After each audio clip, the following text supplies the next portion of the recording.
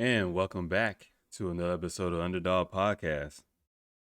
Got an interesting topic today. Something I was thinking about doing the other day, but I was like, yeah, today's a good day to do it. Today's a good day to do it. Hollow Earth Theory. Now, if you haven't seen the Godzilla vs. Kong movie, I don't know what to tell you. I'm about to spoil the shit for you, but guess what? Godzilla versus Kong, they fight. Next thing you know, Mecha Godzilla comes along. They team up. They beat the shit out of Mecha Godzilla. Kong, Godzilla go their separate ways in the movie. Bam! There you go. I mean, it's a poorly written movie, to say the least. Uh, Plot doesn't fucking matter. They don't even try to. They don't even really try to have a plot. And if they say they try to have a plot, they're lying their ass off. A critical drinker, he does a great review. He does a lot of great reviews actually on these movies, and or the critical drinker, I mean. And so he does a lot of great reviews on these movies, and it should be noted that a lot of these movies they have no substance, they have no plot, they have no writing. It's like they don't even attempt to write, and it's like if they just take, I don't know, half a second to pause and really think some things through, you can easily write some better shit. And not necessarily I'm talking about dialogue, but just the overall screenplay in itself and the plot and the narrative that goes about in the movies. Like what's her name? Millie Bobby Brown. God damn. That's hard to say. Right? Her character, pointless. Uh her father's character, pointless. Her friend, a little chubby little kid and stuff, that's what pointless. Uh, I like how they try to make fun of conspiracy theorists. Meanwhile, at the same time, the conspiracy theorist in the movie was right. Meanwhile, also he was conspiracy theorist, but at the same time, he was a whistleblower. So it wasn't no conspiracy theory. It was just telling the facts. And I like how they make mainstream media took the time to make fun of conspiracy theories while at the same time showing everybody that, oh, these people look crazy, but they're actually telling the fucking truth. They might say some wild shit and they might seem a little eccentric, like myself. But guess what? They're telling the truth. And the guy wasn't crazy at all. So I thought that was funny. The movie doesn't make sense in when you talk about logic, as far as how the so-called whistleblower slash conspiracy theorist, the adult, was one hanging around with like 16-year-old kids and breaking into high tech facilities, the level of super level above top secret level security and stuff like that. They would just break it in like it's a normal day, like they broke into the school at nighttime or something like that, and they had the janitor's keys. Makes no sense. Doesn't matter why is this adult hanging out with these teenage kids. Doesn't matter. There's so many things. Oh, in the movie, Kong can sign language, but no one knew that Kong can sign language as they've been studying Kong for all these years. Meanwhile, the little girl, the deaf girl, which seems to be the lone survivor of the whole entire civilization on Kong Island after a so-called storm killed everybody, right? Except for Kong, and then they have to relocate Kong or put the barrier up over Kong on, I guess, on the island or the illusion of an island. I don't even remember because it didn't matter. It honestly didn't matter. I'm sitting there watching with my son, and he's asked a question. I was like, "Hey, don't ask no questions. Just give a chance for the movie to explain. And then we can ask questions afterwards." I was like, "I know you got legit questions. Trust me. That's the whole point of a movie. You supposed to be questioning things, but the movie's supposed to explain it as well. Too bad the movie doesn't explain the shit at all. It's not even close, man. Not even close. And they want to have the human characters in there, but the human characters are pointless. I mean, you could go from the point of view of like, hey, these monsters are fighting each other and stuff like that, but at the same time, they're also walking around stepping on people. So you can kind of point that out, the travesty of what happens as far as people getting stepped on and stuff and dying, and maybe pinpoint with how the families feel about it and stuff like that. And And the narrative, though, is Kong good, or or Godzilla good? Is he here to help us, protect us? And then making the Mecha Godzilla a weapon as big as and powerful as Godzilla, if not more, and being able to control him. So that all goes in well. I mean, it makes sense in that standpoint. And I never really watched the original Godzilla movies, was from Japan and stuff like that. But part of me wants to think that those movies were probably better. Minus obviously the production value, but they were probably written better. Obviously the core fan base, your true fans, the reason why the movie is so popular, or the reason why this Godzilla character and King Kong character is so popular, because of the original content. Yet we just sat there and watched a shitty ass movie. But Godzilla and Kong got the fight, and ultimately that's really what you want. You just want to see some monsters duke it out and stuff, whatever. I mean, the fight scenes were good, in my opinion. Logic didn't matter sometimes, because they move slow. Then all of a sudden, when it comes to fighting, they're super agile and quick. And you would think Godzilla would be at a disadvantage, with the little T-Rex arms, but apparently it doesn't matter. Yeah, doesn't matter. You think Kong will have a bigger advantage since, one, he's bigger. Two, yeah, he has thumbs, right? Yeah, but doesn't matter. Godzilla ended up winning and stuff, and basically just did the whole alpha male apex predator thing, like, hey, yelling at each other, like, I just want you to know I'm better than you. I can beat the fuck out of you if I want to. And Godzilla or Kong just kind of concedes and is like, yeah, yeah, fuck you, you won, and that's it. So to me, the whole mythology of the movie, as I was watching it, I was like, all right, where's our propaganda messages at? Where's our predictive programming at? And for those of you that don't understand predictive programming, I try to look up. I try to get a good definition. I couldn't really find nothing. But just break down the words: predictive program, predictive, predicting something that might happen in the future, right? Programming you to think a certain way, act a certain way, behave a certain way, right? So when you put things into perspective or context, rather, when you're talking about predictive programming, when you use mediums, media, movies, TV, radio shows, think about the day the Earth stood still. It was that H.G. Wells, right? And then that came on as a radio show broadcast, and people were freaked out. They didn't really know if that was real or fake. Uh, so you talk about predictive programming and going into Hollow Earth, which the Godzilla versus Kong really touched on and stuff. Go back to Jules Verne's Journey to the Center of the Earth. So this whole Hollow Earth theory is nothing new. Yet no one really knows anything about it, right? You don't really know too much about it, and you hear it. So predictive programming, Simpsons is the perfect example of predictive programming. Donald Trump being president should be a complete shock to people, but guess what? It wasn't a shock to people because we all watched that Simpsons episode, right? So it wasn't that big of a deal. It wasn't a stretch of imagination, even though it should seem like a stretch of imagination, right?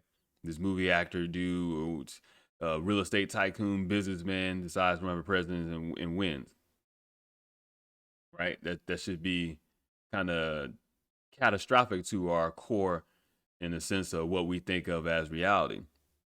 It's like, he's not a lawmaker, he's not a senator, he's not none of this stuff, and then he becomes president. But because of the Simpsons predictive programming, we're okay with it, right?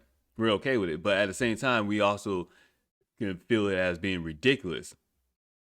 Predictive programming. Go back and watch the movies from like the 90s and the 80s and stuff, and see how many times they alluded to past or to like uh, tragic events. Sandy Hook being shown in the Dark Knight. Was it the Dark Knight Rises? I think. Look that up on YouTube. Find a video somewhere. I think David I mentioned it before. Trying to think of some examples off the top of my head I read earlier. What was it? I think 9/11. And that shit, 9/11. It's everywhere. It was in a lot of movies. So when it happens, you're not too shocked at your core. Like for me, like I said, when it happened for me, watching 9/11 freshman year, ninth grade, I was in second period. I think I was in my Spanish 2 honors class. And I remember just sitting there watching and thinking, wow, this is like a movie. This shit looks kind of fake. But I wasn't too shocked by it because why? Predictive programming. Because of these things I've seen throughout my lifetime up until that point where I was 14. It was nothing new to me because it's already been out there. Buildings explode and stuff like that, and it wasn't the first time that a bomb went off in one of the twin towers. I think in the early '90s it was in the bottom of the basement or whatever. And I think that Simpson episode that kind of alludes to 9/11 came out in 1997 on September 27th. But hey, I guess it's a coincidence, right? Because we as human beings seem to recognize patterns, even though pretty much most creatures recognize patterns. Your domestic pets that you have in your household, they recognize patterns. They're paying attention to your behaviors and recognizing your patterns, so they know when to ask for food, when to ask for you to play with them, when to ask you to pet them and give them love and affection, and they know when you're gonna go to sleep. Like your pets are recognizing your patterns. Your kids, if you have kids, doesn't matter. Your friends, family members, they're recognizing your patterns. When we think we know someone, all we're saying for the most part is we recognize their patterns and what they do. Because to know someone is impossible. Because most people don't even know themselves.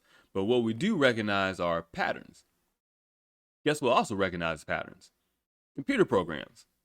Because a lot of computer programming goes off of algorithms and a lot of it is cyclic.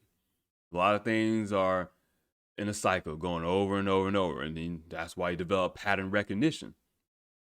So to say predictive programming is just something that is recognizing patterns and stuff like that, nah, it goes beyond that because these movies, these TV shows, these forms of media are being produced by human beings. Thus, I don't know if I wanted to slip in a message for something that's going to happen 10, 20 years from now that I would want you to know about, but at the same time, I don't want you to have a huge reaction.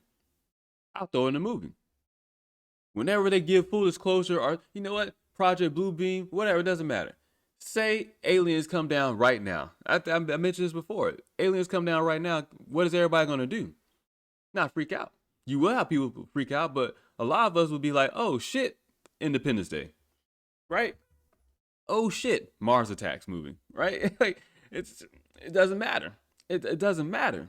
But these movies are used to put thoughts into our heads that are really not fiction, but based on fact. Stranger Things, based on the Montauk Project. Godzilla versus Kong is all about hollow earth theory.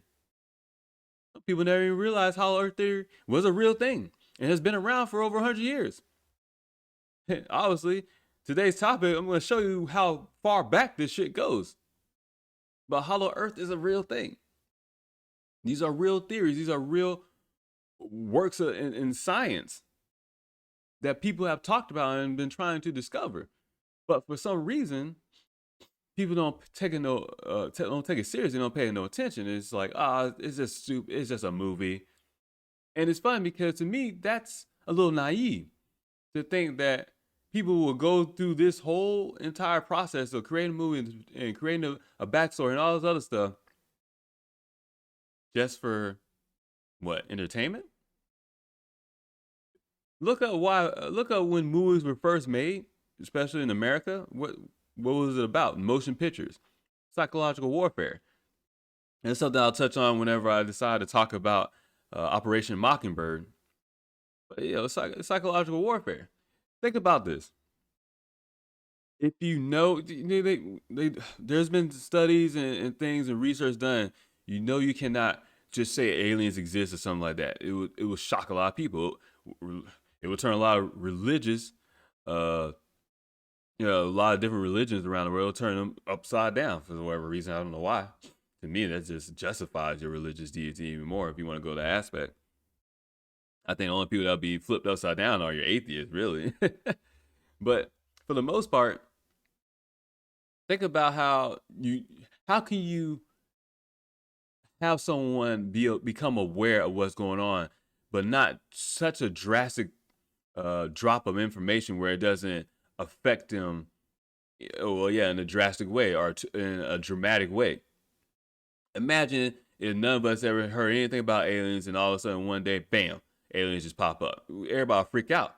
But because we have all these sci-fi movies, because we have all these different things talking about space exploration and aliens and all this other stuff, we're already warmed up to the idea of it. Where now some of us are at this point where, yeah, it's no longer a question if aliens exist. The question is, when are you guys gonna tell us that they exist? With the governments around the world, right? And that just happened within a couple of generations. I grew up, X Files on TV on Fox in the 90s. X Files, they talk about monsters, aliens, all types of stuff. Go back and watch X Files. See how some shit will fuck your head up. Go back and I talked about before Stargate SG1. Go back and watch that stuff. Stargate SG1, Stargate, Project Stargate. you, man, you guys think they're making this stuff up? These people can't even write decent plot lines, right? These writers can't even write a decent movie. You really think they're making this shit up? they can't. They can't write their way out of a paper bag. Oh man, that's another poor expression. I gotta work on these things. But it makes me laugh, man, because it's so obvious. Because it's so obvious, right? Because I don't understand how people can't wrap their head around the concept that there are people in the world who are doing things behind the scenes to influence the thoughts and behaviors of everyone else. I don't know why that seems to be a stretch of imagination when you literally do it in your own personal life. Females, for the most part, or males, it doesn't matter. You go wear makeup. You're creating a false illusion. Right? You're literally going out your way to create a false illusion when you wear makeup.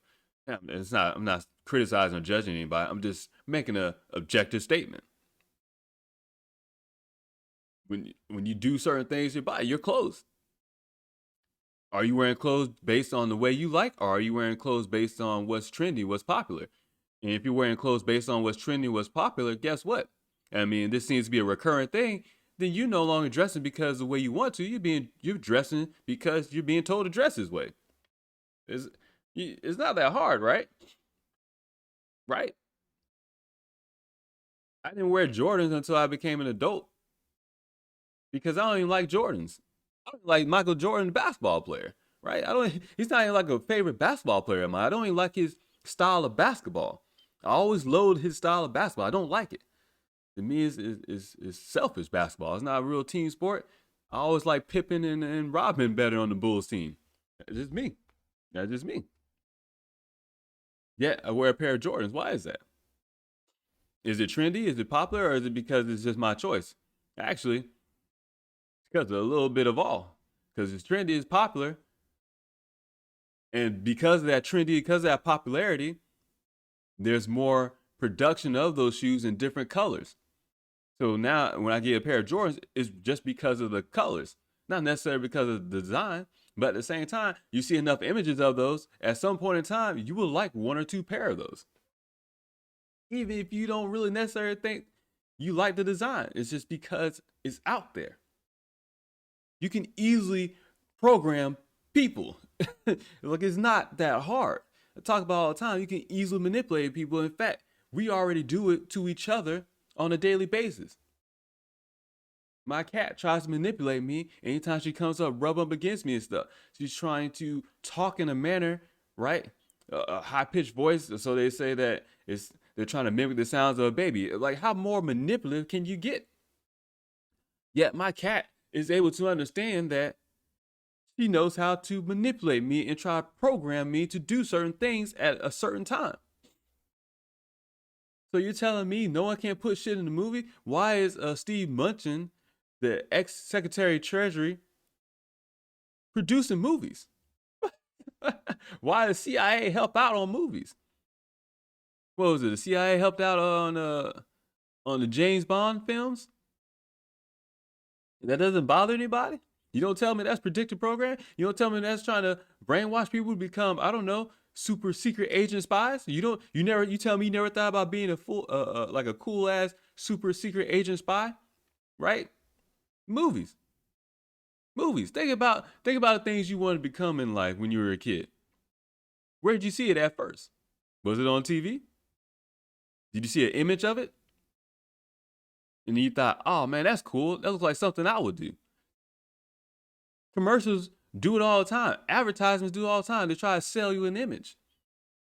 So if they could try to sell us an image and they call it advertising a commercial, why would they not do the same exact thing with movies?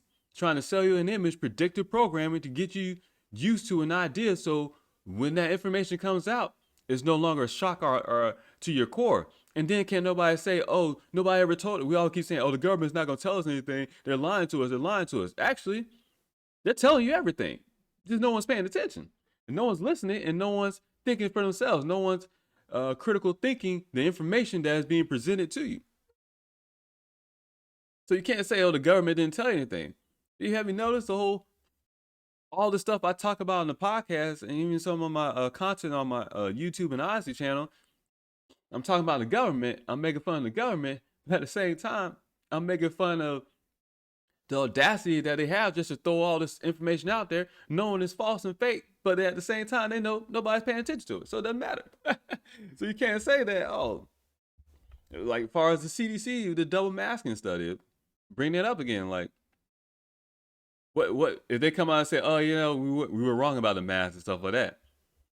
You can't be like, oh man, you guys lied to us. I mean, granted, they do lie to us at the same time, but to some extent, you can't be like, oh, they lied to us. Why? Did you take the time to read the study? Did you see that they didn't do it on humans? They just did it on mannequins? So did they actually lie or they were just inaccurate? I say it's still a lie because it's done intentional, but wherever the case may be, it's still perspective. But it's something interesting to think about. So as I talk about this hollow earth theory that was in the Godzilla movie, and I think it came out more of Godzilla versus the monsters or Godzilla. I don't even remember the names of the other Godzilla movie. It doesn't even matter. As they try to create this monster verse, when it was talking about hollow earth theory, and I didn't realize how much they were going to go into it in this movie. I was like, wow. I sat there and told my son, I was like, hey, look, predictive programming. All this stuff is not made up. Like, this is stuff that is factual. And my son's like, oh, yeah, I know some of this stuff. Clearly, that's my son. He's watching other stuff on YouTube as well. Because the whole hollow earth thing is so interesting. Because it makes you wonder. If there's an advanced civilization and there's aliens, what's an alien? Right? Anything not of our terrain, right? Extraterrestrial. But does our terrain mean the surface level of the earth where we're at? Does that include hollow earth? Remember, it was in the early 2000s, late night. I think I was watching it not too long ago. That movie Inner Core. One of the first movies that they kind of alluded to hollow earth. It was like, oh, the earth is not really what we think it is. Oh, so it is hollow. But they just showed an empty space. See how they throw this shit out there? So once again, predictive program because I watched all those movies because I'm a big sci-fi dude. I like all these science fiction movies and stuff. When it comes out to these certain things, information, I'm like, oh, nothing new to me. They put this shit in the movie back in 1950 or 1995 or something like that. It doesn't matter. Doesn't matter. There's nothing new. Where y'all been at? What is it? 2001 Space Odyssey? When they had HAL, the supercomputer. Now you got supercomputers everywhere. You don't know about it. Google got one. Or Alphabet Inc. rather has one. I'm sure every majority's first world governments around the world, sure they got a supercomputer of their own. Now we got quantum computers. Quantum computers, quantum realm, Ant-Man. The movie Ant-Man. Avengers Endgame, quantum world. So now quantum is not even a thing anymore for us. Like so shocking. It's like, oh my God, I can't believe. Now I just sit here and talk about it like it's normal, right? Getting you used to the idea of these concepts because they know they try to dumb us down so much that when it comes time to for change, because how can you push along a civilization? How can you push along a society when you've been dumbing them down for so long? So you have to slowly give them this new information because human beings don't like change, especially drastic change.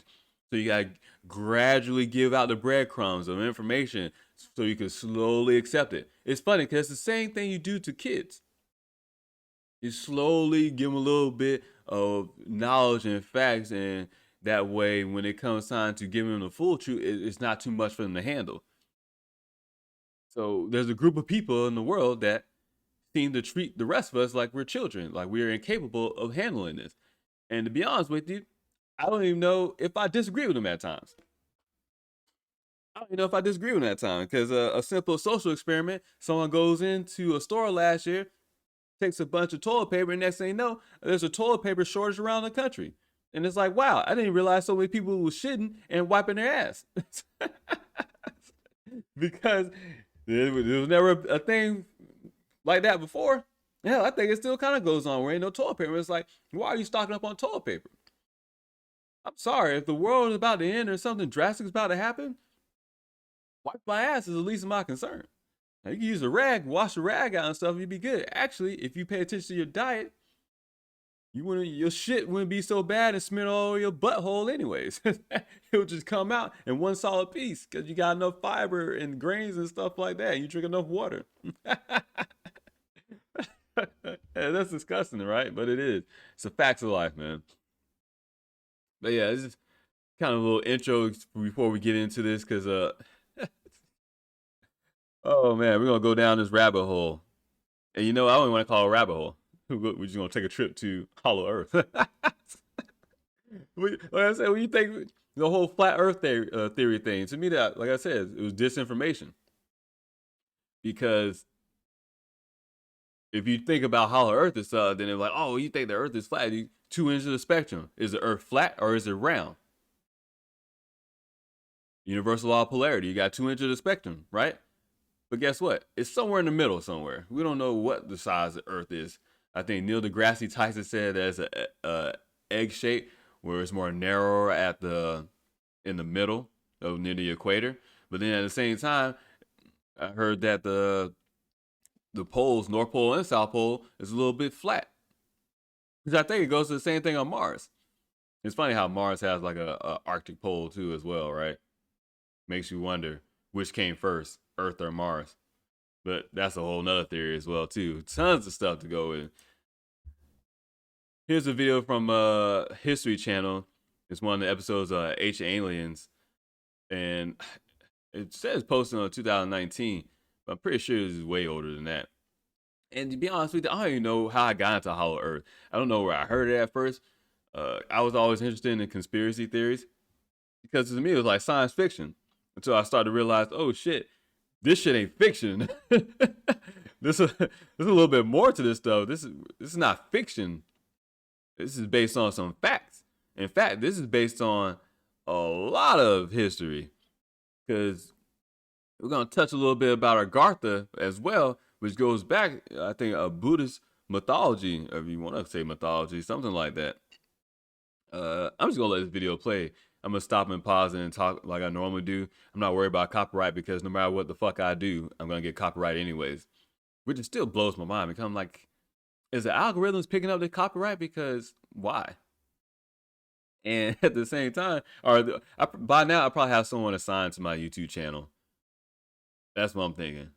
Ever since I got that community strike, they took my video down and I appealed it immediately by saying, "Hey, just show me the evidence of where I said these things or made claims about election fraud." And then they said, "Oh, they made a mistake." Okay, cool. So that lets me know that this is not an algorithm thing. One of you guys at YouTube is well, I guess your job is to fuck with me. I don't know. And I say that in a sense of not me being narcissistic or look at me. I say that in the sense of shit doesn't make sense. Like I say that from a perspective, it doesn't make sense because why? I have 26 subscribers. It doesn't matter. It doesn't matter, man. I'm not like I can see if I had 1,000 subscribers or it look like my channel's about to blow up, but from the analytics, it doesn't look like I get that much traction at all. But anyway, we're gonna go ahead and play this. Ancient Aliens, a Hollow Earth Theory from season 10. I could have sworn this was talked about long before season 10. God damn, wait a minute. Ancient Aliens been on for 10 seasons?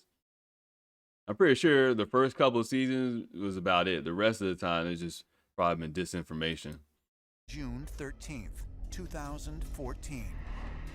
Scientists researching the Earth's mantle announce that they have found what they believe to be a vast body of water, 3 times the volume of all of our oceans combined. So a vast body of water 3 times larger than all our oceans combined. So right off the bat, that lets you know that, well, there seems to be more space as you go towards inner Earth. And that's really what we were talking about when we say hollow Earth. It's really inner Earth, right? It's really inner Earth. Think of a basketball or something like that, some type of spherical object. You know, you have, think of it, like I said, think of a basketball. Are you living on that surface or are you living in it? That's it. Are we living on the surface of Earth or do we live in the surface of Earth? Could you live in the surface of Earth? I don't know. It makes you wonder, right? Within a mineral layer 400 miles inside the Earth. The discovery shakes the foundation of what scientists and scholars thought they knew about the ground under our feet. We have just scratched the surface of the Earth. We drilled down like 8 miles and we had to stop because it got too hot. So you drilled down 8 miles and you had to stop because it got too hot. So in the Godzilla vs. Kong movie and some of the other Godzilla movies, it shows that Godzilla moves through the inner Earth through canals and stuff. That's how he's able to travel around the world so fast. Mariana's Trench goes so deep, and it goes even deeper, but they don't have the tools or stuff like that. It's funny how we can explore space, still don't know what's at the depths of the oceans and beyond that, are more inward of Earth. But don't worry, we can go to the so-called moon as well as Mars. It's funny, why are we trying to go there? Why are we not going inward? Then again, why didn't we go back to the moon and colonize the moon? Think about it, especially in the sense of the American government. The American government will go there, even if people are there. It's colonization, it doesn't matter. Any so-called supreme national power or whatever, they will go to some place, and well, we say colonization, but we really mean resources, trade, right? We like to throw out colonization and imperialism and all this other stuff, but really what it comes down to is, what resources do you have? Can I trade with you? And if I can't trade with you, then fuck it, I'm just gonna beat the shit out of you and take your stuff. Like that's basic human nature, right? I'm breaking it down to the most simplistic terms. So it begs the question: we went to the moon. Was there anything for us to mine and bring back on a consistent basis that we build a station on there, or is there something on the moon where we was like, shit, we can't fuck with that no more because it's not cost effective. It's too much of a risk. Same as going down into inner Earth. Is it cost effective or is it too much of a risk? To go back to the Godzilla movies and Godzilla vs. Kong, they go into inner Earth and stuff like that through tunnels, stuff like that, and other things. And that's where that radiation, far as Godzilla's source of power and energy comes from, the radiation towards the inner core or the inner Earth. And the way they try to explain it was, to me, kind of odd too, but whatever. Out of 4,000 miles, basically, to the core of the Earth, we went down 8. That's nothing. We have more than 70 active space programs right now. We can tell you more about the surface of the moon than we can the surface underneath our own oceans. And that's disturbing. Since we have not actually drilled down far enough to confirm these findings. So right off the bat, since they have not actually drilled down far enough to confirm these findings, I don't know about you, I don't necessarily buy that. That just seems kind of odd, right? Because at some point, it feels like somebody would have did it. If anything, they would have done it just to say, they look at me, I fucking did this. Because that's how human beings are. It's like, fuck it, I'm going to do it just so I can say, look at me, I'm great, I did this. So I'm supposed to believe that no one has thought about doing this yet? It's kind of hard for me to believe, man. I'm just saying, it's kind of hard for me to believe. Call me skeptical, call me crazy. I don't care. I don't care. Shit just doesn't add up to me. I'm sorry. Could it be that we may be wrong about the composition of our own Earth? Some ancient astronaut theorists say yes, and suggest that according to our earliest mythologies, an other Earth might not be found in the heavens, but deep within our own planet. One of the most Makes you wonder too. consistent themes. Is that what hell is to people? Is hell or is purgatory in earth? Find in ancient cultures when we travel around the world is the idea that there is another world, another Earth inside of the planet. Within Buddhism, there's stories of a place called Agartha, Agartha. Agarthi, which is an inner world, and it's inhabited too by people, and that they are an advanced race, and even that they have. So they would be like advanced humanoids. Maybe Homo sapiens sapiens killed off most of the humanoids or hominins or whatever, and then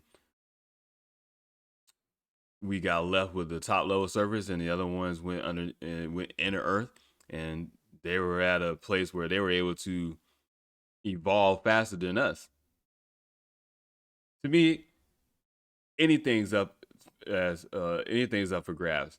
All the theories in the world are up for grabs, because until I get concrete evidence and confirmation, also until I can see the shit for myself, I'm just gonna say the most craziest things I can think of, because why not?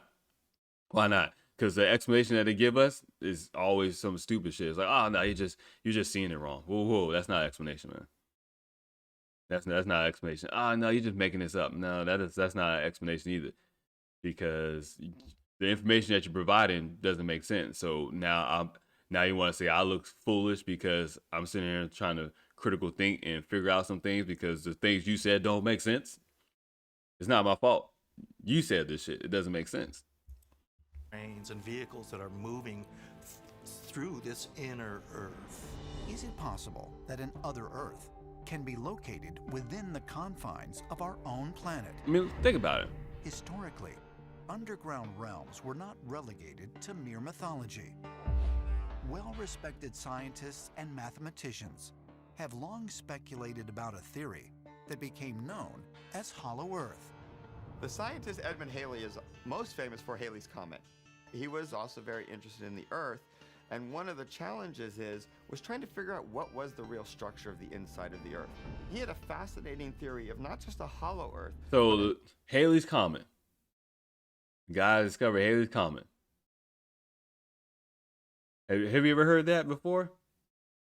The guy that discovered Halley's Comet also thought that there was an inner Earth or a hollow Earth. Why don't they teach that? You'll hear about Halley Comet, oh, he discovered this stuff, yet he's also doing some other shit. Earth with multiple layers. 75 years later, 18th century mathematician Leonhard Euler put forth his own hollow Earth theory with no concentric shells and a sun at the center spanning 600 miles. Euler was a gifted mathematician. He developed this idea that the planet Earth is not only hollow, but the poles are actually thinned. So it shows a picture of inner Earth and showing that the poles are thin, so you can go into Earth through the poles. So it has a map of like North America, Mexico, and stuff, but it's showing it as spherical, as opposed you always seeing the Earth map flat out, which is interesting. Why is that, right? Why is that? It's just easy to navigate. Okay, you'd be surprised how there's actual flat Earth maps out there as well. It's kind of interesting, but it shows that the surface level of Australia and stuff like that, but the poles, North and South Pole, are thin, so that's where you can go in at. Because once again, how many people are going to Antarctica? In fact, I don't even think you're allowed to go to Antarctica. That'll be something we touch on too later on. But Antarctica is a place where I don't even think you're allowed to go, but there's tons of exploration and expeditions always happening. And Antarctica is a place where pretty much a lot of the countries around the world come together and just say, no fighting here. We're just going to all take our time to discover stuff. If you look into like Nazi Germany and Hitler and I forget what they were called, but he had one group where they were really into a lot of occultic stuff and mythology and things like that. And one of the things was that there was advanced species or something in Antarctica. So one theory is that they made expeditions to Antarctica. Huh. Something to think about. But this map is showing the how there's a inner sun, right? Because what the sun is just a big ass nuclear reactor, right? Emitting energy, heat. So in theory, you can have something like that at the core of the Earth and still feel like a sun, and you would know the difference. Ooh, kind of makes you wonder where are we at now, right? Are we in Earth or are we on the surface of Earth? Because until you get in the spaceship and see for yourself, you wouldn't fucking know. You just gotta take the word of someone else, and that's the biggest issue I have right there. That I think a lot of us will have. We're just taking the words of someone else. We just have to trust on good faith that no other human will lie to us. But it goes without. It's not a stretch of imagination to think that these people will lie to us. I mean, why not? They'll lie to us for money. They'll lie to us because they think we can't handle the truth. Or they'll lie to us because they're afraid to say anything because guess what? Something will happen to them and their family. That's three plausible reasons right there. And all those reasons are legit reasons. It makes you wonder, if you knew something really secret, would you tell the rest of the world? That's really the big question. Because if you knew the existence of aliens, if you knew the existence of a advanced human species or some type of hominoid species, that you knew anything about if you knew anything that was so shocking, would you tell everybody? Would you tell anybody? Hell, would you even think anyone would believe you? Honestly, would you think someone would believe you? I mean, think about the shit I talk about. Some people are afraid to even talk about this stuff because it sounds crazy. So imagine if you know the absolute truth, you have the evidence, you fact, and you saw it for yourself, you couldn't even explain it to anybody. Because you know everybody would think you're crazy. You'll just keep it to yourself if anything. You'd be like, fuck it. Or you might, I don't know, find some way to unleash the veil or uncover the veil and show the world what's going on. Maybe you find some way to, I don't know, throw it in a book. Maybe put it on a radio show or something. Maybe put on a TV show. Maybe put in a movie. Maybe just throw out this information just to kind of get people used to the idea. And you do this over a time of generations. And then when you finally release it, guess what? It's no longer a shock to anybody because they already been aware of these concepts. It makes sense, right? Because if I was gonna do it that way, that's exactly the way I would do it. And there are actually entrances into the inner core at the north and south poles of the Earth. He imagined that there were advanced civilizations living inside the planet. Ideas of an occupied hollow Earth would be revisited nearly 2 centuries later in 1947, when famous polar explorer Admiral Richard Byrd flew reconnaissance missions over the North Pole. Admiral Byrd. Byrd allegedly reported in his private journal about a mysterious land beyond the North Pole. And see, I could have sworn, I tried to find a video of Admiral Byrd talking. I found a video, I'm gonna show you guys an interview, but I could have sworn I saw a video where he was on PBS and he was actually talking about flying into the Earth and really talking about what he put in his diary or his journal. But of course I couldn't find that video. And when I watched that video, it was like 8, 9, 10 years ago anyway. So, oh man, it makes me so annoyed because I'm like, now YouTube is flooded with a whole bunch of stuff. I don't think I'll ever be able to find that video again. I guess I could really scroll down through all my likes, all my like videos, but that's like 1,000 some videos. I probably should just scroll all the way down to the first time I liked something and see what that stuff is about. I'll probably get lost for a few hours though. Who knows what shit I was liking back then. Oh my God. But this Admiral Byrd thing is documented. This is real historical fact. He did fly over the South Pole, I believe. I think that North Pole is still disputed, but I don't know why. Because if he flew over the South Pole, I don't know why the North Pole would be disputed, but whatever. But these were documented expeditions, explorations at the South Pole and stuff like that, which we'll touch on here in a little bit. Show you guys his interview from 1940, something like that. Which he called the center of the great unknown. Admiral Richard Byrd was able to fly to the North Pole and back and recorded flying over lush green areas where none should have been. And then 3 years later, he flew over the South Pole. It's rumored that when Admiral Byrd's task force actually got to Antarctica, that one of the first things they discovered was an entrance into a hollow Earth civilization that was populated by very, very advanced beings. Admiral Byrd made a lot of unusual statements, including talking about what he called a new kind of craft. And these were that from could his fly diaries. From pole to pole. And when Byrd got back to the United States, he was brought back to Washington, where he was questioned very heavily about his statements. And allegedly he was told to stop talking. Shut the fuck up. Is it possible that entrances to another world can be found at the Earth's poles? And if so, did Admiral Byrd actually pass through one of them? According to some ancient astronaut theorists. And see, here's the thing, because it's like, like, how will we know? We only know what we're allowed to be told. And that's my biggest issue with a lot of stuff when you talk about conspiracy theories, science fiction, all this other shit. We only know what we're allowed to be told. Because can you and I hop on a goddamn plane and say, hey, we're going to fly to South Pole, we're just going to go check out for ourselves.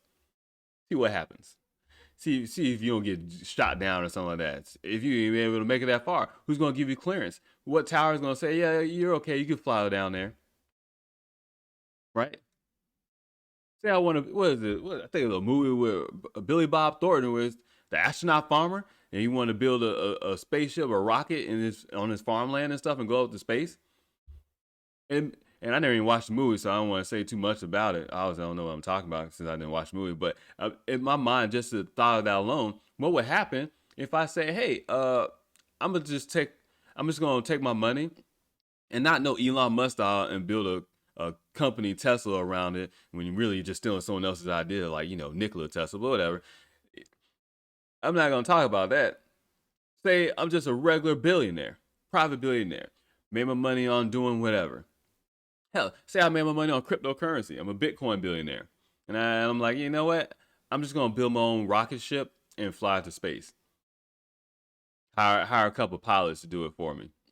And I'm just going to sit in the back. Do you think I can do that? As a private citizen? As a so-called national sovereign citizen or whatever? You think I can do that? Would the government just allow me to fly into space? That's a real concern, because why should I not be allowed to fly into space? Why can't I take a plane to Antarctica and find out shit for myself? I thought, this planet was for everybody, right? One world government, a new world order, yet I can't go to certain places. I can't build my own spaceship and fly up into space. And like, oh, look, Elon Musk is doing it. You think Elon Musk is doing it? No, he's not. He's in association with the government, right? He's getting permission. He's getting permission to fly up into space, which is funny, because why would you need permission to fly up into space? Hell, why do you need permission to go anywhere? There's one thing if some other country wants to let me in, but doesn't mean I can't go to the door and knock. Oh my God, man, this shit makes me laugh, man. It's funny. Do exist. You gotta think about If we it. were to discover the other Earth, the place we have sought, the missing world, it would be profoundly humbling. So this would be quite a paradigm shift. History would change in a very major way. Think about all your history books. They're lies anyways, but they really have to change everything that's in the history books. You can't even tell the stories the same way anymore. Now here's the interview right? I think, yeah, this is it. From Admiral Byrd. I think that Start from the beginning. I'm not going to play it all the way through. It's about 14 minutes long. This is on publicresource.org, or publicresource.org YouTube channel. I'll put a link in the description for the video version of the podcast. Issues of the hour, brought to you every Monday, Wednesday, and Friday. Look, a television journal of the important issues of the hour. Oh my God. Oh. Oh man, okay. Presentation of the Longines Whitnor Watch Company, maker of Longines, the world's most honored watch, and Whitnor, distinguished companion to the world-honored Longines. Why is a company that makes watches talking with Richard E. Byrd about flying to the poles? What the fuck? Good evening, this is Frank Knight. May I introduce our co-editors for this edition of the Longines Chronoscope? Larry Lasser, CBS News correspondent, and Kenneth Crawford, National Affairs Editor of Newsweek magazine. Our very Newsweek magazine this evening is Admiral Richard E. Byrd. Retired used to be admiral. a no man's land, but these are the days when, by buying a ticket on a commercial airliner, you can fly across the North Pole and drink a cocktail at the same time. You know, only 30 or more years ago, about 35 years ago, our guest tonight found out whether there was any land north of the North American continent. You see, this He is made the after first the fact. discovery flight, and I must say that Admiral Byrd, our guest tonight, is not only our greatest living explorer, but he's been an inspiration to countless Americans. They always want to tell you shit Admiral Byrd, after the you've been to fact. both the North Pole and the South Pole. Is there any unexplored land left on this earth that might appeal to adventurous young Americans? Yes, there is. And not up around the North Pole, because it's getting crowded up there now, because they find out it's really usable, not only to live in, but militarily. So pay attention to what he's saying. The North Pole is usable to live in, and it has military uses. Strangely enough, there's left in the world today an area as big as the United States that's never been seen by a human being. And that's beyond the pole on the other side of the South Pole from Middle America. And I think it's quite astonishing. Wait a minute, that's beyond the pole, the other side of the South Pole for Middle America. He's not talking about the North Pole. Damn it, did he just allude to Hollow Earth in Middle America? Okay, whatever. But there should be an area as big as that unexplored. This is a tremendous So challenge. there's a lot of adventure left down at the bottom of the world. Admiral, do you hope to see that? I do. Well, Admiral, Yeah. would you say that since you've been to both the extremities of Earth, are these expeditions to such far-off places, are they getting easier because of modern techniques, or is danger still close at hand? Well, it's a little risky, but nothing like it used to be with the old slow planes and the small cruising radius where we had to put down bases. Decades they were just We exploring replaced down there. dog teams, and of course that was a big improvement. But now the planes go much faster and they are safer, and they have a much bigger cruising radius. You haven't got the See. They will be back in April, and they will report back, and upon the information we get from that undertaking, we will base the bigger expedition that's to follow. They're talking about all different expeditions they're going to do. Everybody can the interest in the North Pole because it's so near our greatest challenger, Soviet Russia. But why this interest in the bottom of the world? Nobody living down there, is there? No, it's pretty cold.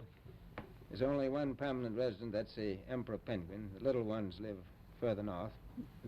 I Oh, they're tell saying you only one penguins reason are they're down there. interested. It's by far the most valuable, important place left in the world for science. That's why the scientific groups all over the nation are really interested. But more important than that, it has to do with the future of the nation, those to come after us, or even during your lifetime. Because it happens to be an untouched reservoir of natural resources. That's what I'm talking about right there. Untouched reservoir of natural resources. Natural resources. So we know how special the United States government is. They got oil somewhere. Fuck it. They're gonna go there. And they ain't gonna say we. Fuck that. Ain't no we in that. But they're gonna go there, right? Other countries around the world, they can collect resources and stuff. They're gonna go there. Human beings is what it's all about. It's what all these governments, these nations, these tribes. It's all about resources, and economy. He's saying there's tremendous natural resources in Antarctica. And what is this video from? It doesn't say a date. I think it's from 1953 or 1959 or I don't even know. Funny how it doesn't mention a date. Huh. Okay. And, as the world shrinks with an ever-increasing acceleration, far-flung places once useless, like we thought the North Pole was, and no man's land, become very useful. The bottom of the world will be important, not only to us, but to our allies. You know what I keep noticing? He keeps calling it the bottom of the world. But what is the top and what is the bottom when you're on a spear? Like, you ever realize that? If you're so calling a circular object, there is no bottom or top, only in reference to what you want to call the top and bottom. You could say it's a European-centric way to look at the world, which passed on to North America or America in particular. If I'm in Australia or if I'm in Peru or something like that, down in South America, Chile, South Africa, I'm like, hey, I'm on the top of the world. You guys are at the bottom. It's a psychological thing, right? We're on the top. You're on the bottom. I'm superior to you. But I don't even know if he's referencing it in that sort of manner or what. Pay attention to the words that he's saying. You could tell that he's saying specific words, right? You can tell he's saying specific things, and that he's only talking about things in a particular manner. I was going to ask you, does it have military importance? It has some, and as the world shrinks, it will continue to shrink with an ever-increasing acceleration. So apparently the world's thus shrinking. Bringing these places closer. And in the future, I know the world was shrinking. I can see a time when it will be very, very important strategically. Well, has the development of air power increased the strategic importance of places like the very much Parler so. Peninsula, was it? Very much so. Even now, he's talking about tectonic if plates. anything happened and we lost the Panama Canal, we would have to control the islands just north of Antarctica, which are part of Antarctica, and between there and Cape Horn. I've heard it said that there are 7 continents in the world, and one of them has never been seen by a woman, and that's Antarctica. Is that actually true? Well, if the Parler Peninsula is an island, as far as I know, that's true. No woman's ever stepped foot upon the Antarctic continent, and it's the most peaceful place in the world. Well, I'm sure that won't last very long. Can't believe he made that sexist joke. Can't do that shit no more, although that shit was fucking funny. I don't care what you say. I understand that now that you're working with the Arnold Bread Company in charge of frozen foods. Now, is there any future for frozen foods down these frozen extremities? Notice how you talk about frozen Well, foods. I think the human race can be helped by that. This was thought out by Dean Arnold, Frozen who's, foods. in my opinion, a great humanitarian. He learned that we went down there after 4 or 5 years and finished a meal that we had left there on the table when we had evacuated Little America. Everything was perfect, including the bread. So he got the idea of this frozen bread, and already he sent some to Europe, and it worked very well over there to some of the stuff. Where are we talking about the frozen bread and stuff? Stay there forever. Admiral, you speak of the resources of Antarctica. Yeah. What are they? What are the natural resources? You already know what it is. Well, we've found enough of coal. Coal. Within 180 miles of the South Pole, in a great ridge of mountains. It's not covered with snow. Enough to supply... Mountains not covered with snow. You ever look at Antarctica, see some pictures? Some of those mountains look like, I don't know, pyramids. Never seen mountains in the shape of pyramids naturally. I'm just saying. but it says mountains that are not covered by snow. You ever wonder why the fuck is the poles? Why are they cold? Why is Antarctica cold? Is it because of the way it's tilted? There's no sunlight there. Does that make sense? If the Earth is on a rotation and the wobble, which is what the Mayan calendar calculates the wobble, 2,600 years, something like that. I just thought about it. I'm just curious. I don't know exactly what the so-called scientific explanation is, but makes you wonder, right? Yeah, it also makes you wonder when there was an ice age, was Antarctica covered in ice? And around the equator, it wasn't covered in ice. It was covered in ice, so Antarctica and the North Pole would have been the only places not covered in ice. Or how does that work? Huh. The whole world for quite a while. Well, that's the coal. Now there's evidence of many other minerals. We are pretty sure there's oil. Now that coal shows the bottom of the world. Oil. Now by far the coldest spot in the world. Where that coal is gets 100 below zero in the winter. Well, it was once tropical. Once tropical. So, we think there's oil there, and there's evidence. Antarctica was once tropical. Once tropical, right? If you ever pay attention to science and looked into Antarctica, these are things not too shocking to you, but interesting, right? Still interesting. Probably uranium there. And uranium. Is there coal, oil, and probably uranium. So you know, United States government is there. Say no more. Coal, oil, and uranium? Say no more. We're there. We're there. So, the United States government's like, hell yeah, we're going to take this shit. Oh, we got it here first. Put this stupid fucking flag. Here's the American flag. Bam. We're here. Hey, we're here first. If now you could come over, but guess what? We got here first, so that's how business works. And I'll be honest with you, I don't blame them. I don't blame them. Because trade, economy, resources is what it's about. Obviously, me being America should benefit from some of this stuff. Yet, my gas is still high, because they want to outsource and other shit and sell us out. But still, just saying. Can we tap into these oil reservoirs in Antarctica? Bring my gas down to below $2? I don't even know the last time I seen gas below $2. Fuck, that is something too. There, that would be the only thing that would be practical to actually go after, I suppose. Everything else would be economically unfeasible, wouldn't it? Well, as we recklessly expend our resources, the time will come when we'll have to go after that stuff down there. Well, I avoided what you said about uranium. I'm not sure about that. I don't want to have the world fighting over the Antarctic. He said, I avoid what I said about. I'm not sure about it. He had to catch himself. He was like, oh shit, I'm not supposed to talk about it. I don't really know. Yeah, I avoided uranium. I'm not really too sure. I don't want the world to fight over it. Nah. How would the world fight over it? It was just whoever gets there first, right? But America, United States government is already there, so. About Antarctica and possibly to secure some of these resources? Well, yes. There are now 7 nations very much interested. Russia is interested. Russia. That I'm sure of. Say China. Say China. Australia has an expedition down there. The Argentine, the Chile, New Zealand, Britain, and so on.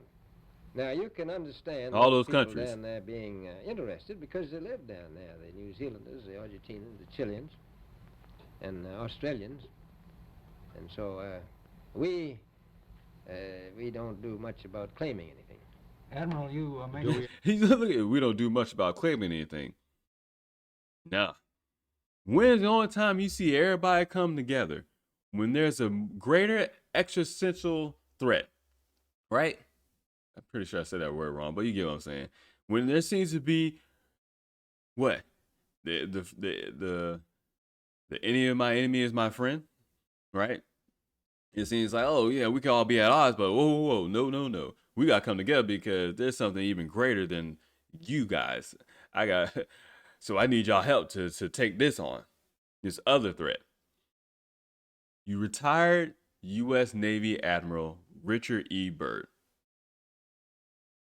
Do you honestly think he's gonna get on national broadcast television and tell the absolute truth. I could have sworn I found there was a PBS one.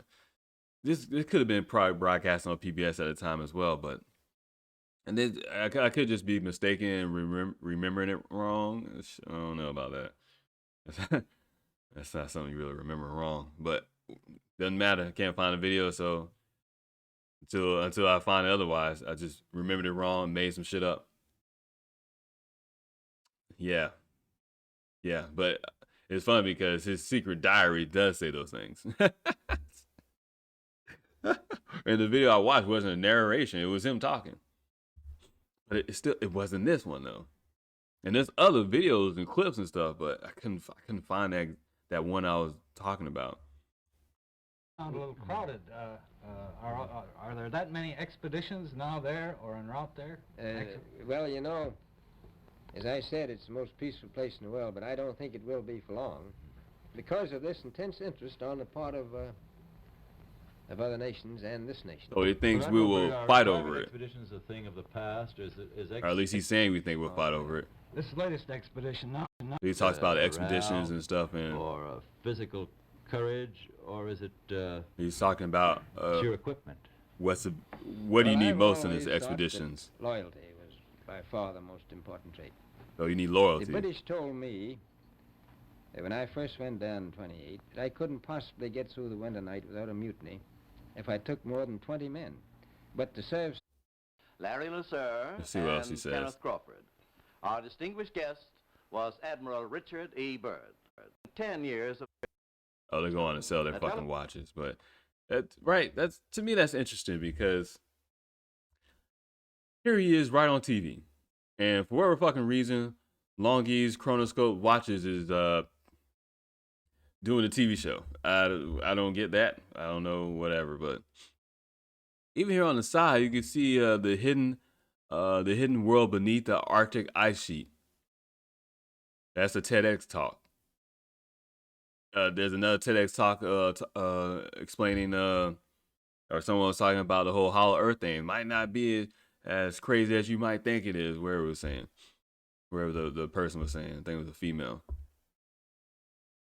To me, they're just throwing it out there over and over and over and over and over and over and over and over. To the point now that Hollow Earth theory has hit literally mainstream because of the Godzilla versus Kong movie. So now predictive programming has come full surface.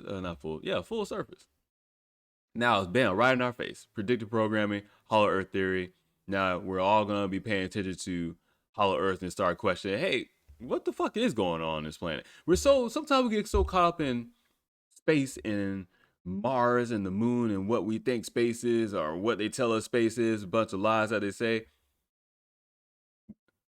How about we, I don't know, understand what the fuck is going on this planet first? You know, damn it. That's what I wanted. I don't know. I think it was on this one, or I don't know. I might have skipped over it. Valuable, important place left in the world. Because it's useless like we thought the North Pole was, and no man's land. Very much so. Parler Peninsula was that? Very much so. I don't know what he said, but he said that the planet is getting warmer. So he was saying he was talking about being at the pole. So he was saying they could tell that the planet is getting warmer. You know, global warming. So the planet was already getting warmer before all these so-called the burning of these natural resources and all the other shit. Because once again, it's on a cycle. It's going to be another ice age, whether it be a huge ice age or a mini ice age. Regardless, it's coming within the next few thousand years. Would we be able to handle it? Let's be honest. Do we need to go to Mars, or can we just go inside the Earth? Who's to say that there wasn't an advanced species? I don't know. Maybe you're Atlanteans, maybe you're Lumerians. I don't think they did, but maybe one of the other advanced species decided, hey, I'm not finna be out on this cold ass planet. I'm finna go back inside the Earth.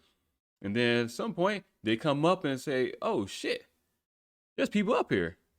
Well, forget that. They already got this place, so let's just stay where we're at. You hear stories from Native Americans Native Americans, Native Americans, Americans, stupid, duh, Native Americans. So here's stories of Native Americans talking about uh, giants or creatures coming in the middle of the night and taking kids or doing things in that nature. Hell, this, to be honest, there was a story like that in Guam too, really creepy. I forget what they call them, but they come out and they take the kids and take them to the woods and stuff like that, and some nothing. I don't even think it was like bad or anything. It was just they just take them to the woods or whatever. Anyways, Native American folklore, where you want to call it, where giants and stuff like that going into the inner earth. They come out and then they go back into inner earth because all these caverns, these canals, and things of that nature. Nobody knows how deep these things go. I talked about the tunnels and stuff that kind of connects the underground world of the United States of America. Big ass tunnels underneath Cheyenne Mountain, where the Air Force Base is at. Stargate SG-1. You have tunnels going underneath Denver Airport, and a bunch of canals or tunnels, what you want to say, going across the country as well, or underneath across the country. So you have an article here from the Medium. You have 2 free member-only stories left this month. The fuck? What's everybody with these paywalls? Okay, this article is from June 25th, 2018. It says the strange hollow earth case of Admiral Richard Byrd.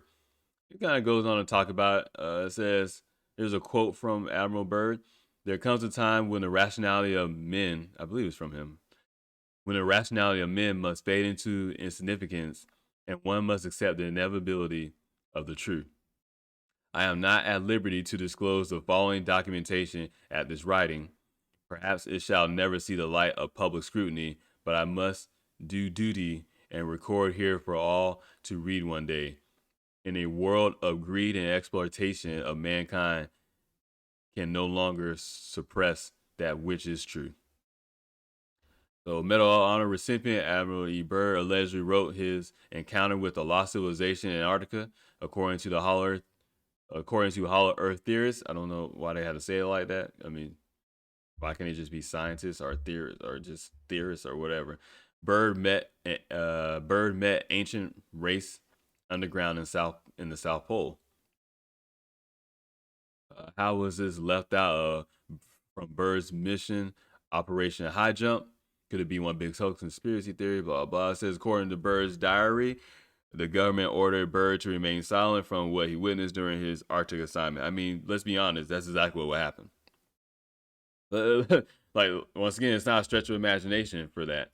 That's exactly what would happen. It would, hey, shut the fuck up, guy. You don't talk about this ever again. But at the same time, what would you do? You would feel compelled to say something, but what would you do? Meanwhile, the government would be sitting there thinking, we got to find a way to throw this information out there and get ahead of this. But at the same time, you know, we can't just let this guy tell it all. How about, let's put it in some of these movies. What? You can't just throw in a movie. Yeah, you can. Nobody will notice the difference. Throw in a movie, throw in a comic book, doesn't matter. Throw it out there. So now people are already getting to the idea of this. So we're telling people the truth, but they don't realize they're hearing the truth. They don't realize they're hearing factual information. They just think it's a science fiction story. Okay, so it says March 11th, 1947. God damn it. March 11th, huh? It says, I have just attended a staff meeting at the Pentagon. I have stated fully my discovery in a message from the master. All is duly recorded. The president has been advised. What happened in 1947? Was that did the Roswell crash happen in 1947? Some of these spaceships doesn't necessarily mean they gotta be from space. It could just be advanced species on this planet or interdimensional beings. Sounds crazy, I know. But do your own research. And then you'll be questioning what the fuck is real anymore. It says, I am now detained for several hours, 6 hours, 39 minutes to be exact. I am interviewed intently by top security forces, and a medical team. It was an ordeal. I am placed under strict control via the national security provisions of the United States of America, you know, the National Security Act, which was later signed, I think, in July or something like that. And then after the National Security Act, then you have the creation of the United States Air Force. probably all just coincidence that all this happened around this time. You know, nothing out of the ordinary. Whatever. It says, I am ordered to remain silent in regard to all that I have learned on the behalf of humanity. Incredible, I am reminded that I am a military man and I must obey orders. After many polar accomplishments, Byrd organized Operation High Jump in 1947. The objective, construct an American training and research facility in the South Pole.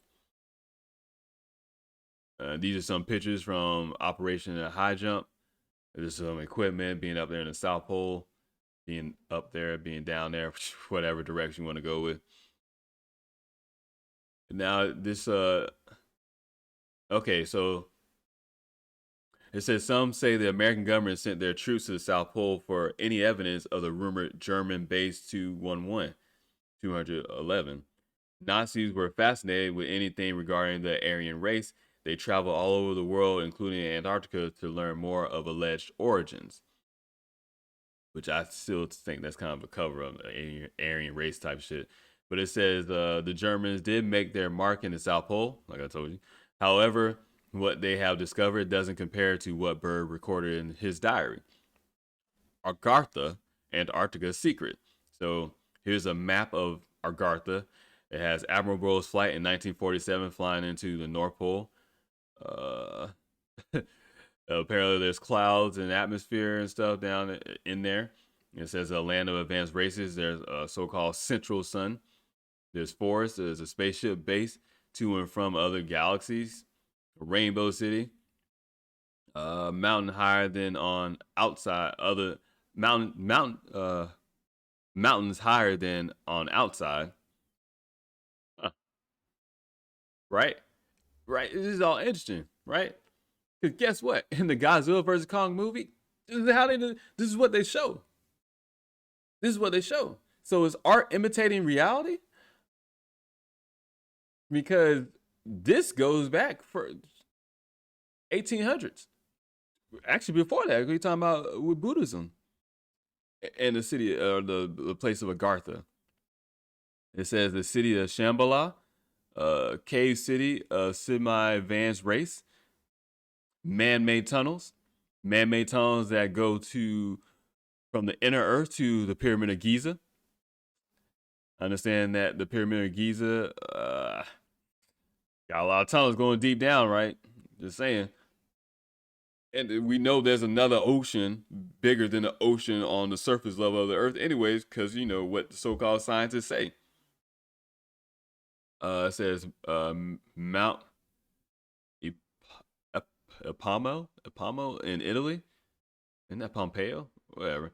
But it has man-made canals and stuff going up. So all these canals, these tunnels, I don't know why I'm saying canal. All these tunnels and stuff coming from the so-called surface level of the earth to the so-called inner earth. It says a test of atomic blast. Cold air rushes back to earth through center of shaft. You know, when they're doing atomic bombs in the Pacific Ocean and stuff like that. Wow, there's a lot of stuff on this map. I don't even know if I've ever seen this map before. So the height of our atmosphere is 200 miles. It's not even that far, right? when you think about 200 miles, that's not even that far. And, oh look, North America, Kentucky Mammoth Cave. And there's another video I'm gonna show you guys on YouTube that I was like, I'll make you laugh too. See, it has a map of an ocean.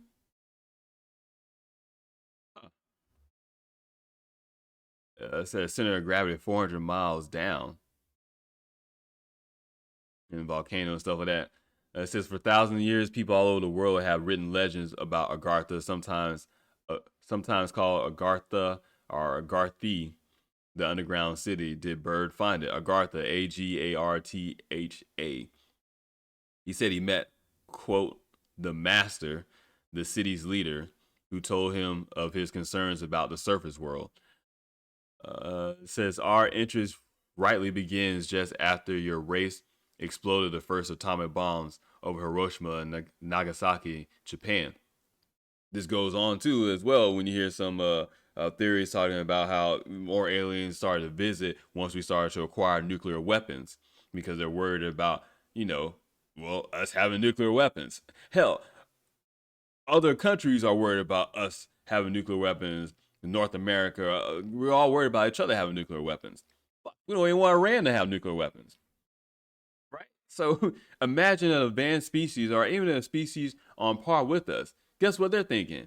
Oh my God, I don't think you guys should have that type of weaponry. Hell, United States government doesn't even want regular citizens to have guns, right? Like, so it's not, once again, it's not a stretch of the imagination for any of this to seem too implausible.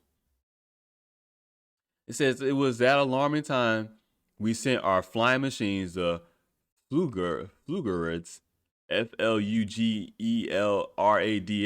the hell, to your surface world to investigate what your race had done. Once again, Roswell crash.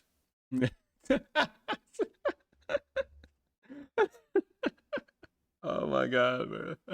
Okay. It says, you see, we have never interfered before in your race's wars and barbarity, but now we must, for you have learned to tamper with a certain power that is not for your man, mainly that of atomic energy. Our emissaries have already delivered messages to the power of your world, and yet they do not heed.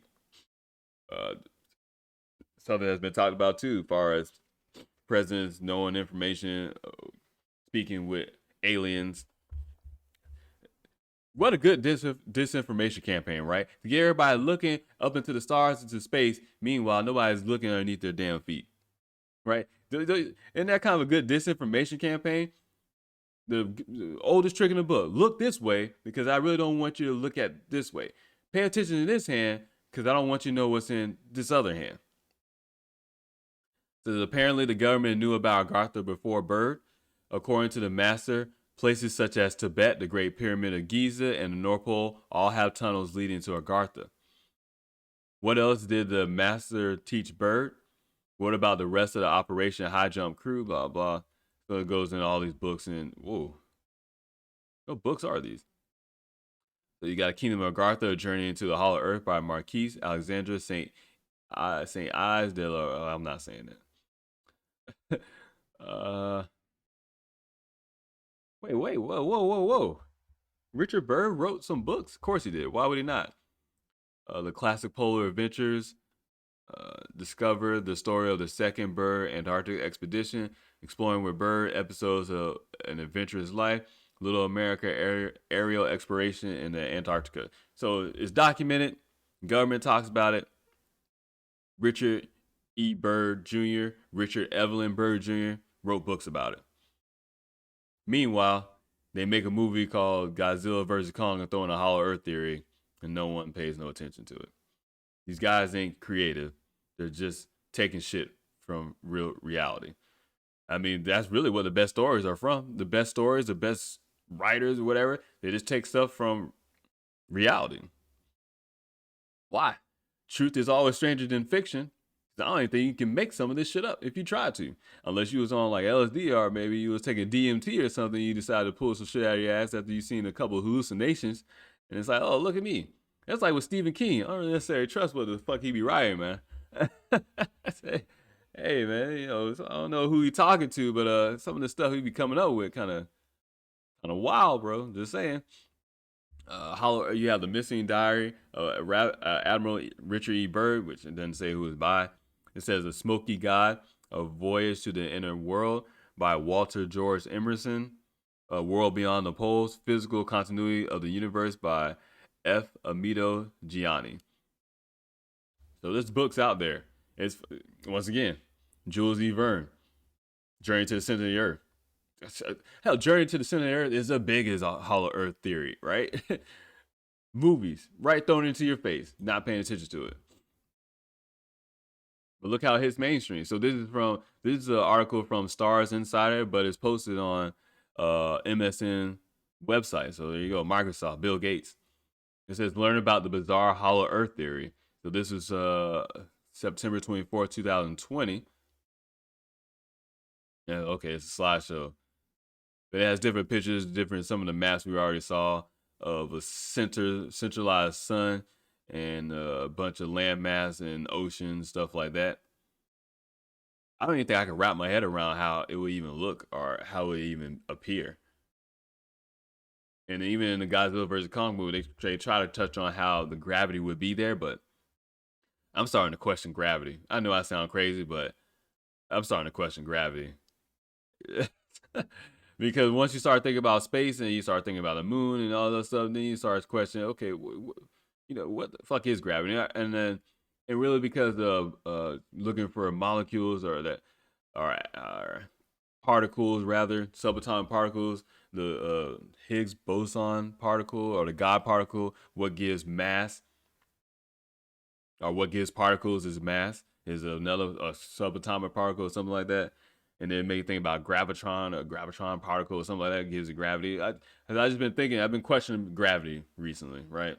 And it's another one where I'm kind of timid to go down that rabbit hole because I know I'm gonna find something that's gonna fuck up my head and make me question all reality ever again. And I don't want to go down that. There's so many things you just like, fuck it. You don't want to, you know, open your eyes to the illusion that's around you, because it does fuck your head up, man. It kind of makes you like, God damn, man, like, why would you sit here and lie to me all the time, man? Like, I'm better off just knowing the truth. Why you gotta dumb me down and stuff, man? It says learn about bizarre hollow Earth theory. Yeah, bizarre, right? So bizarre. Documented for thousands of years, yet so bizarre. This is why you may have heard of the Flat Earth Society. See, Flat Earth. See how they Flat Earth, right? Told you, man. Disinformation. And understand what they believe about Earth's shape. You have you ever heard of the hollow Earth theory? See, that's the thing. If you started looking to hollow Earth, then it leads you to flat Earth, and then you're like, oh, well, this is completely ridiculous. So there is no hollow Earth. Disinformation. It just puts you on somewhere else to get you away from asking the real questions. It says while the theory may have been rooted in science originally, it has since diverged to become something closer to science fiction. That makes no sense. It was already science fiction to begin with, right? It says the hollow Earth theory has been around for more than 300 years. Okay, so let's click through the little slideshow. I'm not going to see all the slides. And just showing different pictures of the inside of the Earth or whatever. It's just showing like a whole different solar system. It says hollow Earth theory posits that we live on the outer layer of our planet. I mean, that science tells us that. I don't know, the mantle, the core, even the traditional structure of what you learn in school. It says that we live on the outer layer of our planet. So the most obvious question after that is, well, what the fuck is on the inside of the planet? I mean, what are we talking about? Are we talking about a devil's egg here? Or are we like, wait, a devil's egg? Are we talking about a boiled egg or something like that? A Hershey's chocolate egg? Like, what's at the center? We talking about one of these Russian dolls? Like, what's at the center? This, however, the inside is hollow and may be home to a completely different world. Okay, blah, blah. We already know that. It's showing different pictures. That shit is stupid, but I just want to show you how this is mainstream. It says roots in mythology. Before science had anything to do with it, numerous cultures had held a belief that there is a hidden world beneath below our feet. It's funny how we look at ancient times and we automatically think they're stupid. Like when you think about that, that's really egotistical. It's also narcissistic. It's very disrespectful to sit here and think that people that lived thousands of years before us, to think that they're complete fucking morons, even though they invented the things that we still use today, like the goddamn wheel, right? Agriculture, when you're talking about Sumeria, right? Crops, hell, fucking money, right? We think these people in ancient times are stupid. We think we're more advanced. And that's where our problem lies at. Because if we learn something that other species came before us and was more advanced than us, and even people that so-called live before us in our timeline seem to have a little bit more knowledge than we do, it makes us question who the fuck are we, and it's humbling. Because once again, I don't think I said it before, the way we recognize time is in a linear sense. But if you ever watched that movie Arrival and some other things, it talks about time being spherical, meaning it happens at time is always existing. It doesn't happen. There's no past, present, or future. Everything just is. But for our typical mind of the human nature of being in the species of humanity, we see time in a linear fashion because that's how we can comprehend it. But say you have an advanced species that understands time or even lives outside of time in a different dimension, then it happens all at once. So you can pick and point when certain things happen. But to even not even go on that route, my thing is, if someone decides to, I don't know, draw a spaceship or draw a creature on a wall, it's not them trying to interpret something that they saw. They fucking ain't got time. They're like, no, let me just draw exactly what I saw. I don't understand why it's a stretch of imagination that these people can sit here, have writing tools, draw images, do all the different things, but gonna make up some wild interpretation or something, and now we're gonna call it mythology. Why? That's, to me, that's disrespectful. If anything, why don't we take it at face value and say, you know what, these people saw something that for whatever reason we don't see the same thing right now, and we should find out, did they just happen to have where they were trying their best to describe something that they didn't understand, or did they understood what they saw and they did their best to picture what they saw, and don't try to take it out of context. But oh, there was nobody walk around with a human body and a snake head. What about the snake head was just, I don't know, a helmet? Even more so, you don't think scientists around the world, somebody is right now trying to splice together a human and a fucking rat? You don't think they're trying to create some type of hybrid reptilian human species or something, some being like that? You don't think they're trying to do that? Hell, shit, that is a fucking movie in itself right there. Species. It's a movie right there, man. That's why I love these science fiction movies, because I'm like, I think you guys are doing this, man. You're not sitting here making this shit up. But to me, it's always been disrespectful to think that these people, you could build a pyramid, but oh, you decide to make a sphinx that looks like a cat with a human head on it, and oh, these people are just interpreting things wrongly. But they built the pyramids, so they're smart enough to do this shit, but they're dumb enough to interpret something wrong. Like that's a legit question, man. The Nazca the Nazca lines in Peru, you can only see that from above. So who they made these lines for, right? Really ask yourself these questions, because to me, it's to not take some of the stuff at face value is disrespectful to those people who made that stuff. Guess what? Thousands of years from now, someone might look back at us and think of the same thing. Like, hey, these people were doing some dumb shit. And it's like, why do these people create this? Why do people create that? Somebody could look at us and be like, oh, we could be more advanced than them, but they look at us like, oh no, these people are stupid. They didn't know what they were doing. Because it comes from a narcissistic standpoint, from an egotistical perspective, rather. It says the ancient Greeks believed that caverns in the earth led to the underworld. They also believed in a place called Tartarus, located even deeper in the underworld. This would have been where Zeus imprisoned the Titans. Oh, wow. Also from Godzilla versus Kong, Hollow Earth theory, the Titans and stuff like that were in the underworld, which was inner Earth, or Hollow Earth. Guess what they're probably doing? The same thing they do now, predictive programming. Having a little bit of truth into it and a lot of fictional stuff, maybe. Now, this is just another theory. And maybe some fictional stuff just so people can kind of comprehend and understand. Because once again, even within their own species, even within a nation, within a society, within a tribe, there's those of us that think we're way smarter than the rest of us. And there's those of us that think that, oh, I'm too stupid to understand. I trust you, what you're saying. Just tell me wherever you got to tell me. So Celtic mythology, they had it. Like the Mandan people. The Mandan people supposedly lived underground, but found out about the earth plane when they climbed a vine to the surface after descending what they had, after describing what they had seen. Some of the people climbed the vine to the surface until it finally snapped. The legend suggests that many of the Mandan people are still left underground. The Mandan are a native tribe of the Great Plains and live primarily in what is now North Dakota.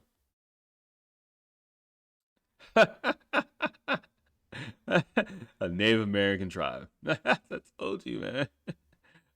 Like how many times do you have to hear a variation of this?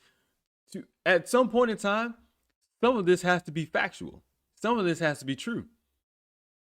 Because the odds of all of it being complete lies and made up is improbable. It's improbable. Hinduism. Patala is the name of the underworld in Hindu mythology. It's supposedly the lowest realm. Once again, your so-called hell. I don't know, Dante's Inferno. Just saying.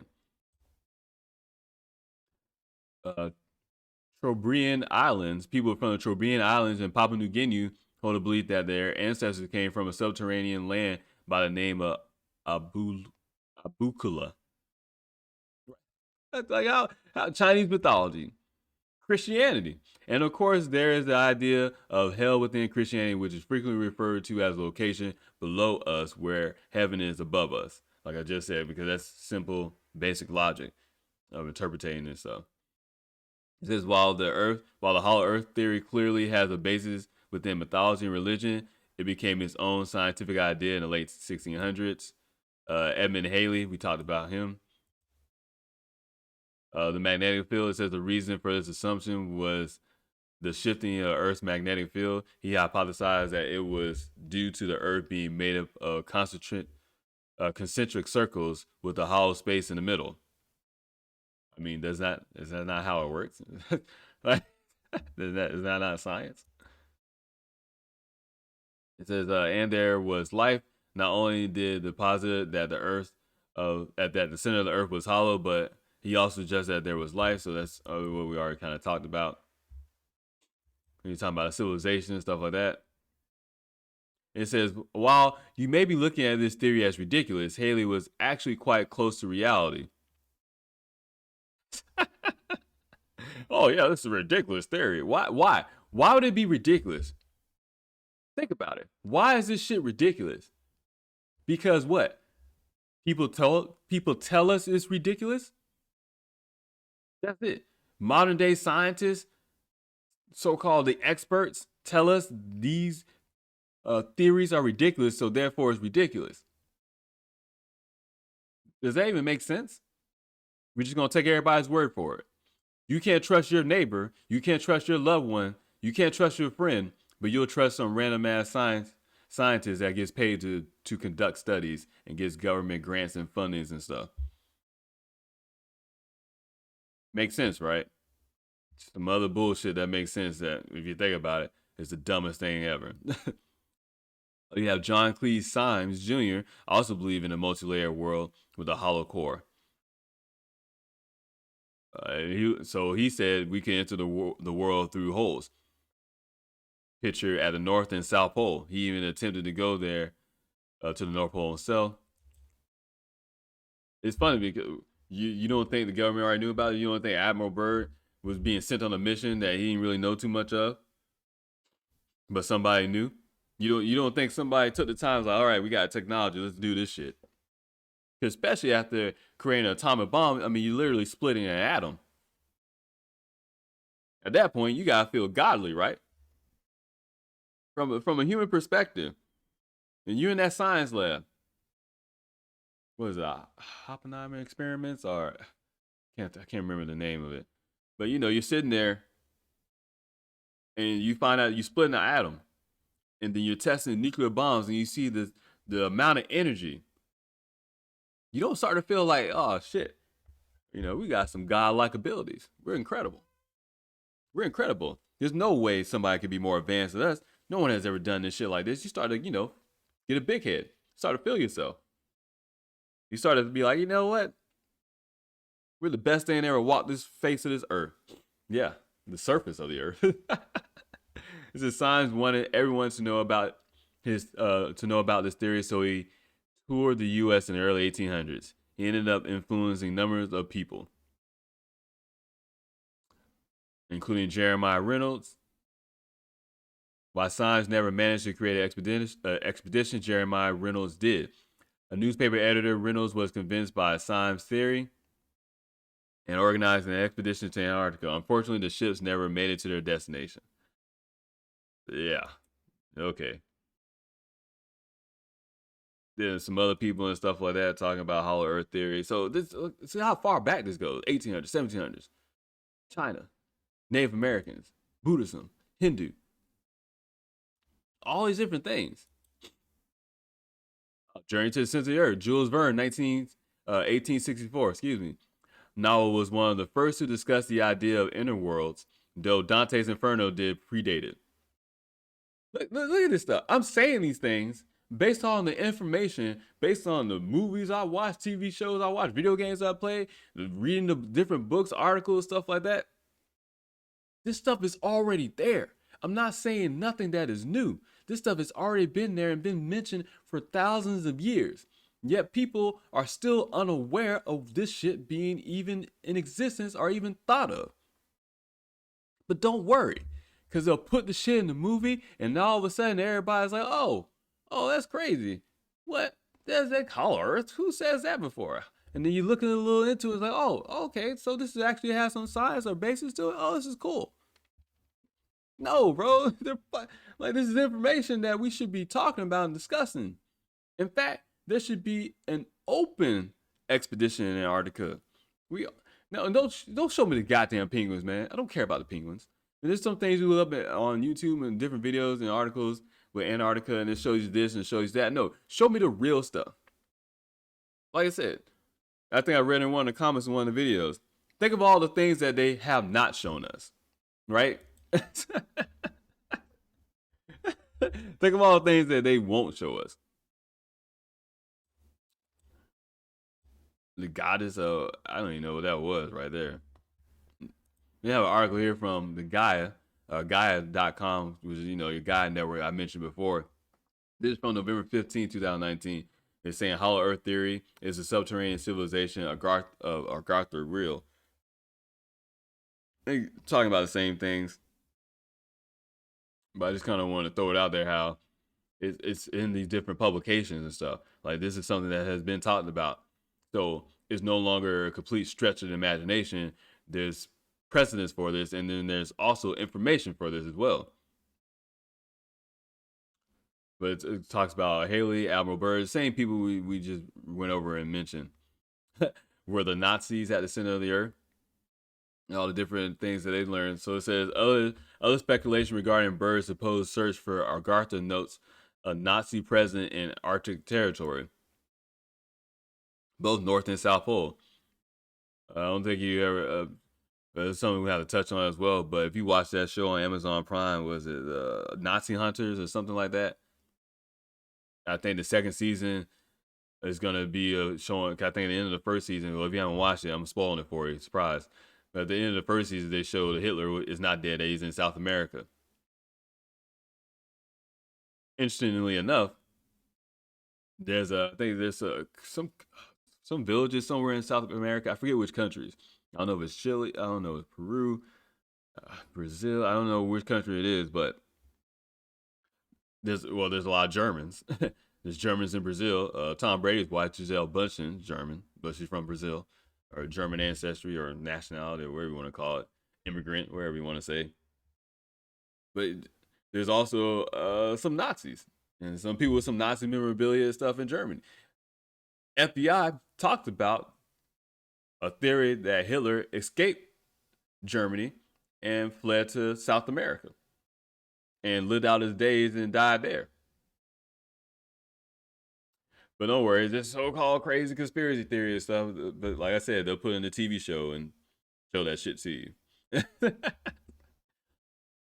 Let's see. It says it is well documented that Nazis explored Arctic regions to set up bases and test novel weaponry, but it's also well documented that Hitler and the Nazis were obsessed with esotericism and the occult.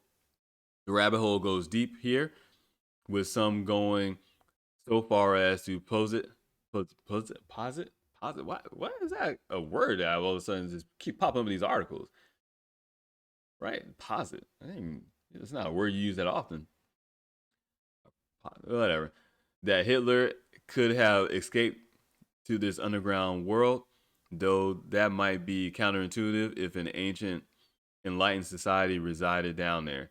Nazi maps believed to be instructions for reaching Agartha have supposedly been corroborated by a letter from a German U-boat navigator named Karl Unger, who claims U-209 made it to Agartha and that the Earth is in fact hollow.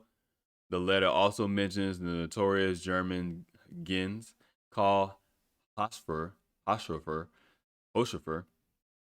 and Rudolf Hess, who he says were correct about the hollow Earth theory. Garther proved in ancient cultures. Almost every ancient culture has a story or allusion to the inner realms of Earth, as well as civilizations or people in the center of the Earth. Many of these places are purgatory, where dead spirits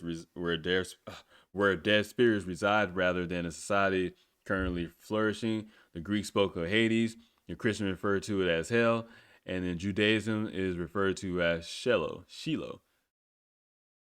But most of these underground domains were more allegorical and religious tools used to deter people from sinning rather than realms actively being sought out. It's fun because now we have technology. Why we're not doing this shit? Right? We have technology. Why not do an expedition to Internet? Let's just once and for all just scrap this whole theory, this whole craziness, right? This whole science fiction. Let's just go ahead, put that shit on a live stream, go to Inner Earth. But they won't do it. Why is that? Why is that? I don't know. Why won't they go back to the moon? Oh, we don't have technology to go back to the moon. We don't have technology to go do a manned mission back to the moon. All our documents, we lost them. That's fucking stupid, man. Oh my god. Okay, there's one more video I wanted to show. This shit made me very disturbed. We get another copyright. Fuck it. If you feel Amazon. No, don't care about Amazon. Don't care about Amazon. No one cares about Amazon, whatever this stupid ad is. So, this is from ABC, and it says, drones take you inside hidden world live.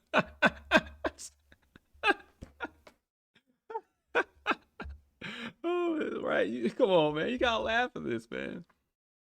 It says, Ginger Z travels to Vietnam to explore an extraordinary cave deep inside the jungle. This is all ABC. Look like Good Morning America. Yeah, it is Good Morning America's Hidden Worlds. Look what they do to us, man. Look at what they do to us. Moment is finally here. Ginger and her drones inside the planet's most magnificent hidden world. Inside the planet. Like, pay attention to the words they use. I'm gonna make sure the ones I catch the pause and stuff. Pay attention though. Inside the planet. Hollow Earth theory is crazy, yet what they just say, inside the planet. Right up to the brink yesterday. Today, Ginger is This is from 2015. 2015. Take us inside. She's been trekking for days, and we are so excited to get inside with Ginger right now. Where exactly are you, Ginger? Oh my God, bro. Oh, George, I am way down here from the perspective. You know, they always gotta wait for that fake delay, like to make it seem like, oh, you know, it takes a while for the information to get there. Oh my God. About 400 feet below the top of one of the world's largest caverns. It is inside 400 feet. 400 feet. 400 feet.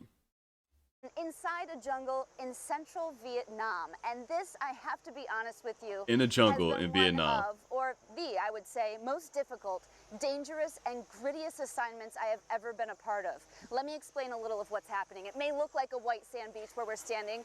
We've been staying in these tents. We've been cooking over fires. This, again, is very remote. We are not close to any civilization, but we've got a lot of folks around us, a great team that has come together because we had to find a hidden world that was only a third of a mile from here, and there was only A hidden world. A hidden world. They didn't find anything, man. They just you don't think they followed the urban legend or folklores or whatever of the native people in Vietnam?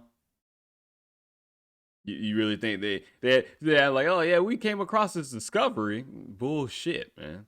You just went where someone already told you to go. found a couple of decades ago, but really was not discovered and explored until 2009. So this is brand new to our world, this subterranean, surreal life that has been revealed, and now you get to be a part of it, including the awesome images you'll see from our Oh, I friends gotta show here my at kids. DJI They're gonna make them Drones. laugh. All right, let's get right into it. Like, Dad, what? What did she just say? We enter through a claustrophobic crevice. You have to crawl to get into the biggest cave in the world. You have to crawl to get into the biggest cave in the Then world. it opens up. I don't want to miss this part with the GoPro. And drops down and down and down.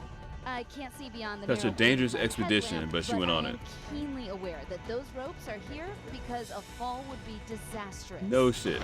You Sorry. really think she went on it? Not look real. At the bottom, I feel like I've landed on another planet. A subterranean rushing river. Yes. Rivers. Now I find myself in Mother Water. Nature's sculpture garden, filled with prehistoric boulders and stalagmites, gigantic columns built up from calcium deposited by dripping water. So this is a stalagmite? Yeah, we're actually in So it makes you wonder because now it's like, all right, well, if that's plausible, where you go 400 feet below the so-called surface in Vietnam, and you can still have running water and all other stuff, and they already said there's a vast ocean beneath our own ocean, and what they say, when there's water, there's life. A stalagmite here, where the water's worn away all the bottom. After a grueling hour, an illuminating light 1,000 feet overhead. Spectacular. Where'd the light come from? Every turn, there's something else. This colossal skylight, where the chamber ceiling collapsed, is called a doline. So why didn't y'all go that way? What? We had to crawl through this canal, these small, I keep saying canal, I don't know why. We had to crawl through these small entries and stuff where to get in, yet why don't you just fucking go through the opening where the light is coming in at? And there's vegetation. It looks like there's some grass and stuff. Oh man. But don't worry, inner earth, hollow earth is just a wild theory. Breathing life into this underground world. It's a lush green oasis. Our camp's white sand beaches lit up below. It looks like Avatar in here. It doesn't feel real. No. This is that. So is that so I'm still confused now. So did they go into that opening and then they went further down?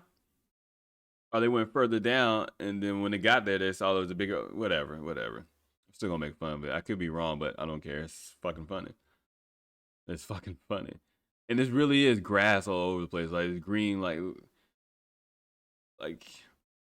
my thing is if grass and stuff can grow right there, then once again it's not a stretch of imagination that you can have a hollow earth theory. That you have an inner earth with its own vegetation and stuff like that. And once again, well they say when there's water, there's usually signs of life. Hidden world we've been chasing, Sondong, or Mountain River Cave, the planet's largest and visited by fewer explorers than outer space. Just look Yeah, at this. ABC went down there. Unbelievable. I'm standing on this colossal stalagmite. So you know governments would be there. You really think they would just let some regular ass people there? That's what I think. This is where I got that comment I was talking about. Somebody in the comments said it. So if they're showing us this, imagine the shit they're not gonna show us. No, it says now Ice Cap TV or is Cap TV, is Cape TV. Damn, I said it all wrong. They said now just imagine the parts of the world they don't want us to see. Exactly, man. Cave. It's the moment that took my breath away, and it's also the moment I realized we're not even halfway there yet. sweat. We press on, and suddenly I'm in a jungle under a second monster skylight. Not atop a mountain, but inside it. Inside Way a mountain. inside it. More than 800 feet below the surface. You don't normally get trees. You can't and get your jungle grass to birds. grow on the surface of the planet. My yard look like it's fucking dead, right? Meanwhile, grass and green jungles can be inside of a mountain. Jungle plants and animals from above adapting to this unique subterranean Where are the animals at? We've come across monkeys, been sticks thrown at me by monkeys. In here? In here, yeah. The monkeys are in there. What a view from those drone Yeah, they're cameras. like, get the fuck out of my This yard, mammoth bro. Crater big enough to park 2 747s inside and tall enough to fit an 80-story skyscraper. The cave's flowing river, the creator of this alien world, carving its way through a limestone mountain for Creator 2 of the million years, alien forming world. the largest underground chamber on Earth. More than 1.3 billion cubic. So this is showing a picture of, this cave is inside a mountain. But once again, predictive programming is getting you this idea that you can have a whole atmosphere, you can have a whole jungle, you can have a whole species living and thriving inside of a mountain underneath rock crust, right? So that means if there's another layer underneath us, underneath the surface of the earth, what you walk on every day, that means that you can have. Why is it a stretch of imagination to say that there could be another? Let's not even say civilization, but at least another type of environment. Because they're saying there's another ocean level underneath our own ocean, then that means you can have another type of environment, right?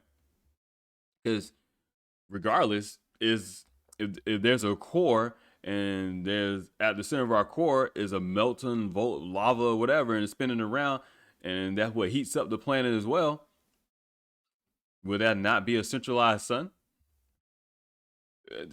Am I making this up? Like, am I making this up? That's all I'm saying. Because all I'm doing is taking the science I supposedly learned and stuff throughout school and things I learned on my own and trying to put it all together in my head. Of subterranean awesomeness.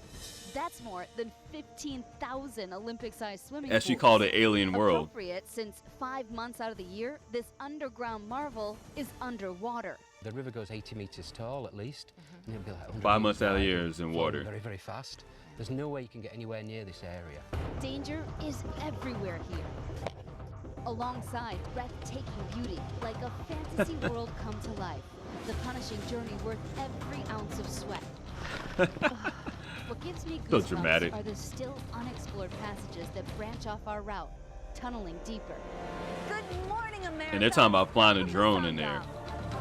The majesty of this place will take you on such an emotional journey. I feel superior because I climbed this. I'm part of history. But I feel inferior because if something this grandiose was just found, imagine what else is out there. Yeah, because it was just found. This adventure is She only ain't know when to for talk. the elite, and their emphasis is on conservation and on sustainability. Check. This adventure is Check. only for the elite. Let me say it again. This adventure is only for the elite, and their This adventure is only for the elite. Someone had mentioned that in the comments. Where is it at? Yeah, this adventure of quantum conscience said this adventure is only for elite. What an interesting choice of words, Ginger. Yes, it is, because why the fuck would you say that?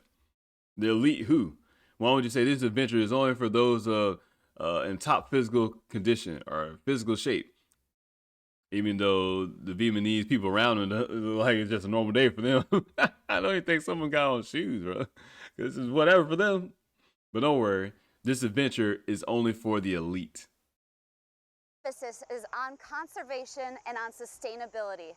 As rough as it's been, it was totally worth it now that you can see those images, George. And we sure can, Ginger. And we're looking down on you now. I know you've got the drone there. Can you set it up the wall to give us a sense of just how deep underground you are right now, so we get a sense of Images, the scale? man. They're always trying to tell us a story. They won't say Hollow Earth theory is something that is plausible, but they'll show some shit like this, which doesn't do anything but alludes you to Hollow Earth theory. Shallow places. There are places within Songdong, in that mountain river cave, that are 1,000 feet below or more. And they haven't even explored all of it. That's the crazy part. So that means it can go even lower that is to the just surface, incredible. in the surface of the technical earth. crew to be able to pull this off too. Kudos to everyone. That's shit I'm talking about, man. You guys always do your own research, go into it on your own time, look stuff up, but that's all this stuff I talk about on the channel. You could and check out other people talk about as well, like on the podcast, stuff like that. Like, it sounds crazy, but when you dig into it, it's not actually crazy. It's not actually stupid. In fact, there's some logic and rationale. Some of this shit makes more sense than what the science tells us.